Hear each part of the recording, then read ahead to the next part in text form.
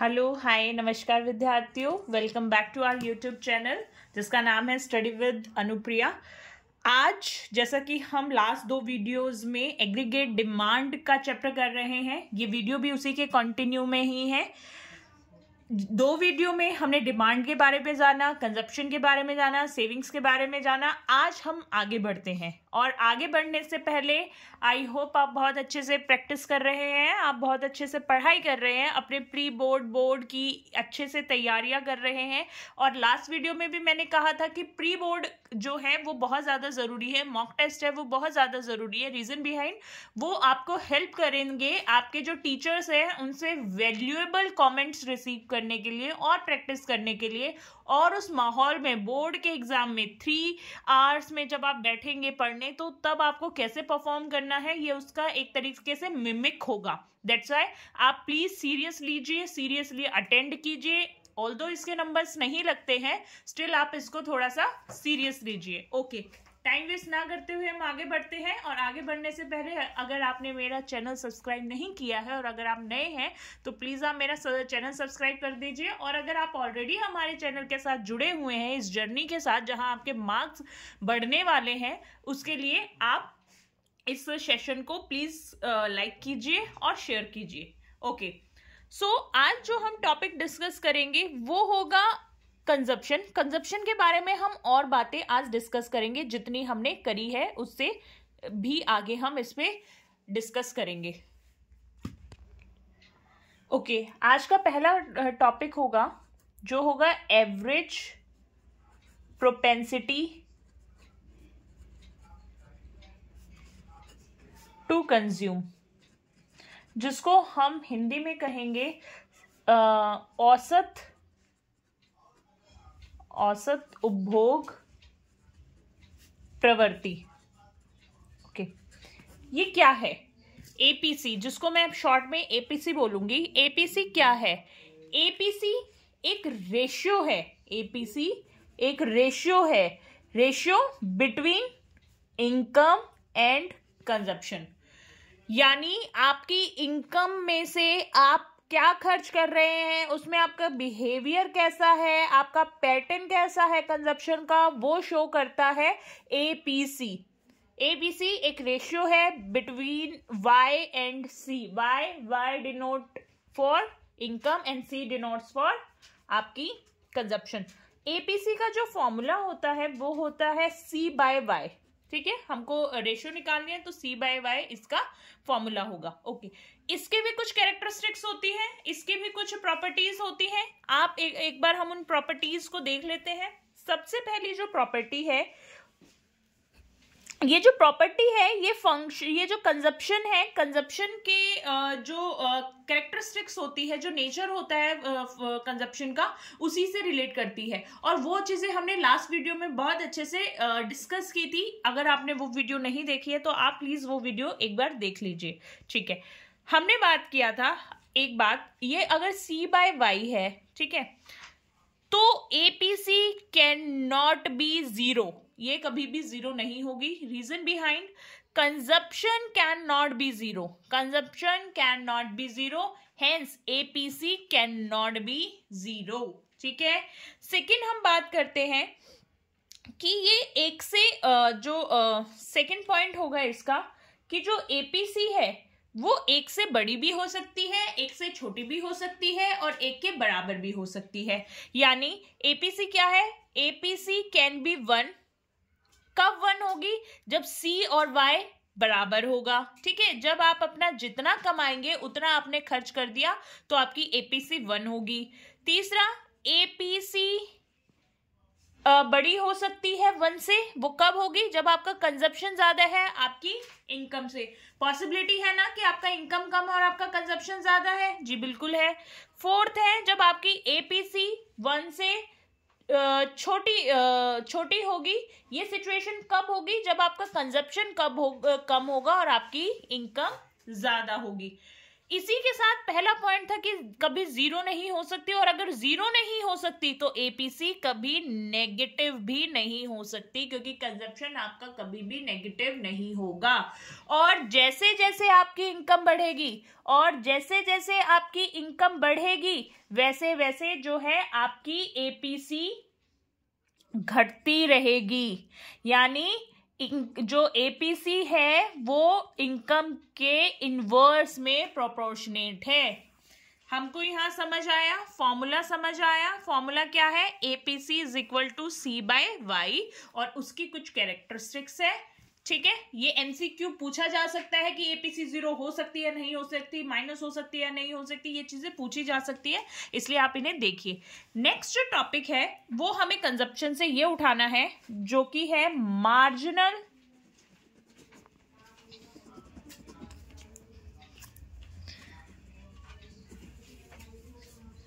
Marginal propensity to consume. अगर मैं हिंदी में बोलूं तो सीमांत उपभोग प्रवृत्ति। अब जैसे इसको अगर मैं डिनोट करूंगी तो एमपीसी से डिनोट करूंगी। जैसा कि एपीसी था, एपीसी में हम क्या कर रहे थे? Ratio between C and Y. इसमें हम क्या करेंगे? ये होगा रेशियो बिटवीन, ये भी एक रेशियो है जो बिटवीन होगा delta Y and delta C के। यानी चेंज इन इनकम और चेंज इन कंजप्शन के रेशियो के बारे में, उनके रिलेशनशिप के बारे में कौन बताएगा? एमपीसी बताएगा। ठीक है, यानी एडिशनल इनकम से, इंक्रीमेंट इनकम से आपके कंजप्शन पे क्या फर्क पड़ता है, वो सब बताएगा कौन? आपका सीमांत उपभोग प्रवृत्ति, यानी मार्जिनल प्रोपेंसिटी टू कंज्यूम। इसका फॉर्मूला क्या होगा? इसका फॉर्मूला होगा delta C by delta Y. Okay, ठीक है। अब इसकी भी कुछ प्रॉपर्टीज होंगी, हम इसकी भी कुछ प्रॉपर्टीज के बारे में बात कर लेते हैं। सबसे पहली properties, MPC can be zero. जी हाँ, it can be zero. Why? Because delta C, that's mean change in consumption, can be zero. It is possible that whatever increment you are having in your salary, you can save them. You are going to save them. ठीक है, ऐसा भी possible है कि जितना भी आपकी income में कोई चेंज हुआ है वो सारा का सारा आपने सेव कर दिया। आपके खर्चे सारे इनकम, पुरानी इनकम में सेटल हो रहे थे, तो जो भी इंक्रीमेंट हुआ, जो भी एडिशन हुआ, उसमें आप क्या कर देंगे? उसको सेव कर देंगे। इन दैट सिचुएशन आपका जो डेल्टा सी है, that's mean change in C, will be zero. Hence आपका जो एमपीसी है वो भी जीरो हो सकता है। ठीक है, ओके। नेक्स्ट पॉइंट जिसकी हम बात करेंगे वो है कि एमपीसी कैन बी वन हो सकता है। दैट्स मीन जितना आपकी इनकम में इंक्रीमेंट हुआ वो सारा आपसे खर्च हो गया या आपने खर्च कर दिया। ठीक है, एमपीसी। नेक्स्ट पॉइंट है MPC, normally MPC can not be greater than delta Y. Okay, delta C can not be greater than delta Y. इसका मतलब क्या हुआ कि आपकी इनकम में जितना चेंज हुआ है उससे ज्यादा आप कंजप्शन को चेंज नहीं करेंगे। ठीक है, इस वजह से जस्ट बिकॉज आपका डेल्टा सी आपकी डेल्टा वाई से बड़ा नहीं होगा, तो आपका एमपीसी भी 1 से बड़ा नहीं होगा। दैट्स मीन एमपीसी जो बिटवीन होगा 0 एंड 1 के बिटवीन होगा। ठीक है, लास्ट एक कैरेक्टरिस्टिक है जो एमपीएस होता है। ये क्या है? हमने जो कंजप्शन का कर्व बनाया था, दैट्स मीन दिस। ठीक है, इसमें जो ये जो पॉइंट होता है, ठीक है, that is change in income, change in consumption. ये जो स्लोप होता है यही क्या होता है? एमपीसी, क्योंकि यहाँ पे आपका इनकम भी चेंज हो रही है और यहां से आपका कंजप्शन भी चेंज हो रहा है। That's mean MPC is a slope of consumption function. Okay, ठीक है, यहां तक क्लियर है?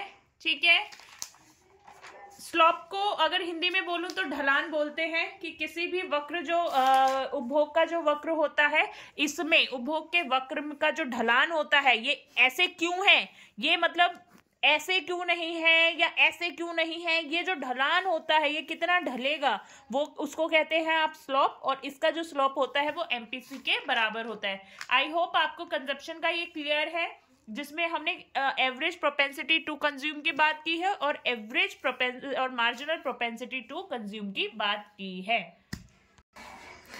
नेक्स्ट हमको देखना है सेविंग्स। सेविंग्स में भी सेम होता है, average propensity to save, marginal propensity to save. बचत में भी सेम होता है, औसत बचत प्रवृत्ति, और इधर बोलूंगी तो मैं सीमांत बचत प्रवृत्ति। ओके, ये सेम होता है। अगेन एपीसी क्या दिखाता है, इनकम और सेविंग्स के बीच की रेशियो, अनुपात दिखाता है। और मार्जिनल एमपी मतलब एमपीसी क्या दिखाता है, एमपीसी दिखाता है डेल्टा एस और डेल्टा वाई के बीच में, यानी आपके रेशियो, यानी change in savings, change in income से सेविंग्स में क्या फर्क पड़ा है, क्या चेंजेस आए हैं, उनके बीच का रेशियो आपको बताता है। ठीक है, जैसे हमने कंजप्शन में किया था वैसे ही यहाँ पर भी करना है। इसकी भी कुछ प्रॉपर्टीज होंगी, इसका भी कुछ फॉर्मूला होगा। तो एपीएस बराबर किसके होता है, एपीएस बराबर होता है, एपीएस रेशियो बताता है, तो एपीएस का जो फॉर्मूला होगा वो होगा एस बाय वाई। और एमपीएस किसकी रेशियो बताता है, एमपीएस बताता है डेल्टा एस और डेल्टा वाई की रेशियो। दैट्स वाई ये किसके बराबर होगा, डेल्टा एस डिवाइड में डेल्टा वाई के। यहां तक हम क्लियर है। अगेन इसकी भी कुछ प्रॉपर्टीज होंगी, ठीक है, और इसकी भी कुछ प्रॉपर्टीज होगी, as same we did in consumption. Okay, क्या प्रॉपर्टीज होंगी, सबसे पहले हमने बात की थी savings can be zero, yes, तो APS also can be zero. Okay, दूसरा हमने बात किया था कि सेविंग्स जो है वो नेगेटिव हो सकती है, तो जो है एपीएस भी क्या हो सकता है, नेगेटिव हो सकता है। लेकिन क्या है, आप क्या आप सारी की सारी इनकम सेव करेंगे कभी भी, ऐसा तो पॉसिबल नहीं है।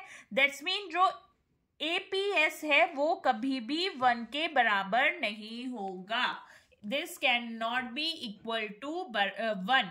ओके, क्या आपने जितनी इनकम करी है क्या उससे ज्यादा आप सेव कर लेंगे, नहीं ना। दैट्स मीन एमपीसी 1 से बड़ा भी कभी नहीं होगा। ठीक है, ओके, अगर मैं एमपीएस की बात करूं, ये एपीएस था, आई एम रियली सॉरी, ये एपीएस था। अगर मैं एमपीएस की बात करूं तो जो डेल्टा एस है वो भी जीरो हो सकता है। ऐसा भी तो हो सकता है कि आपकी इनकम में कोई भी जो इंक्रीमेंट हुआ उससे आपने उसको सबको सेव नहीं किया, उसमें से भी खर्चा हो गया, तो जी हाँ ऐसा हो सकता है, तो MPS can be zero. Okay, दूसरा ऐसा भी तो हो सकता है कि आपकी इनकम में जितनी भी बढ़ोतरी हुई, इंक्रीमेंट हुआ, चेंज हुआ, वो सारा आपने सेव कर लिया। हाँ जी, ऐसा भी हो सकता है, तो इसका मतलब एमपीएस भी एमपीएस 1 के बराबर हो सकता है। ऐसा भी पॉसिबल है कि जो डेल्टा एस है वो छोटा हो डेल्टा वाई के। हाँ जी, ऐसा भी हो सकता है।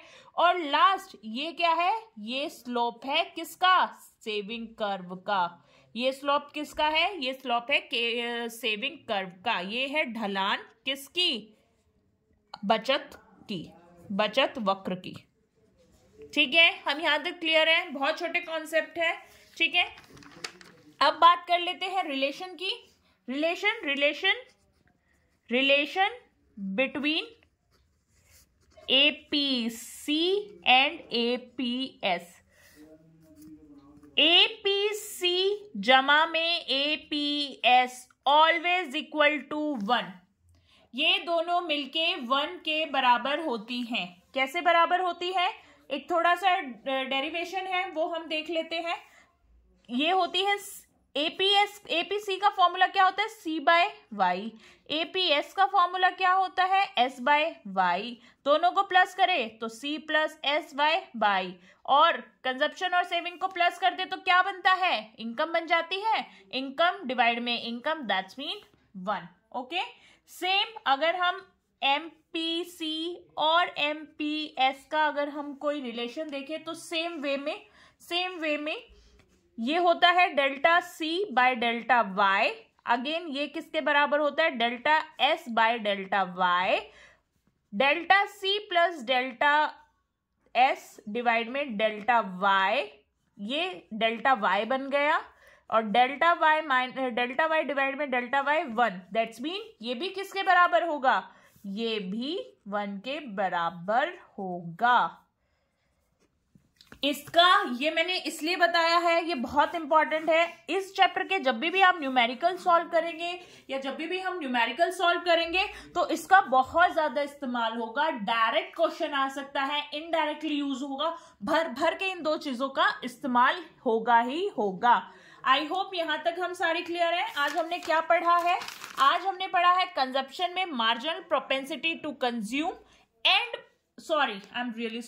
कंजप्शन में हमने पढ़ा है एवरेज प्रोपेंसिटी टू कंज्यूम, औसत उपभोग प्रवृत्ति, और सीमांत उपभोग प्रवृत्ति यानी marginal propensity to consume. Same हमने सेविंग्स में बात की है कि सेविंग्स में हमने क्या पढ़ा है? औसत बचत प्रवृत्ति, average propensity to save, and सीमांत बचत प्रवृत्ति यानी मार्जिनल प्रोपेंसिटी टू सेव। हमने इन दोनों का रिलेशनशिप देख लिया जो कि आने वाले न्यूमेरिकल वाली क्लास में बहुत ज्यादा इंपॉर्टेंट है। नेक्स्ट क्लास में हम जो कंजप्शनल फंक्शन है और जो सेविंग फंक्शंस है उनके इक्वेशन लिखेंगे और न्यूमेरिकल्स के क्वेश्चन कुछ हम सॉल्व करेंगे। ठीक है, तब तक के लिए आप, ये 3 वीडियो आ चुकी हैं इस चैप्टर से रिलेटेड, आप इन तीनों वीडियोस को देखिए, अच्छे से इनको रिलेट कीजिए, आपस में कॉन्सेप्ट को इंटरलिंक कीजिए, क्योंकि ये चैप्टर बोर्ड का सबसे फेवरेट चैप्टर है और इसमें से क्वेश्चन बनते ही बनते हैं। मैं अगर खुद से लगा के चलूं ना तो मैं खुद इसमें से इनडायरेक्टली ऐसे टफ क्वेश्चन बना सकती हूँ जिसकी कोई हद नहीं। लेकिन अगर आपका कॉन्सेप्ट क्लियर है, जो कि मैंने लास्ट इन 3 वीडियो में करने की बहुत कोशिश की है, तो आप कैसे भी इन क्वेश्चंस को टैकल कर सकते हैं। जो नेक्स्ट वीडियो होगी इस चैप्टर से रिलेटेड वो होगी न्यूमेरिकल्स में, और उसमें हम बात करेंगे इक्वेशन की भी। ठीक है, तब तक के लिए आप सेफ रहिए, हेल्दी खाइए, अपने बोर्ड को सीरियस लीजिए और उसमें अच्छे से पढ़ाई कीजिए। साथ ही साथ अपने सीयूईटी की भी तैयारी कीजिए। आप में से बहुत सारे लोग ग्रेजुएशन करेंगे और रेगुलर करना चाहते हैं, और जो कि मैं कहूंगी भी रेगुलर करो। उसके लिए जो आपको एंट्रेंस एग्जाम देना पड़ता है उसमें कहीं बाहर से कुछ नहीं आएगा, आपका 11th 12th ही आएगा। इसलिए जितना आप बोर्ड के लिए पढ़ रहे हो उतना ही ज्यादा आप अपने एंट्रेंस एग्जाम के लिए भी पढ़िए, और एंट्रेंस एग्जाम भी यहीं कहीं से ही बनेगा। इसलिए अपने दिमाग की सारी इंद्रियों को खोलते हुए ही पढ़ना। नेक्स्ट वीडियो तक आप हमारे चैनल पे बने रहिए। तब तक के लिए थैंक यू सो मच।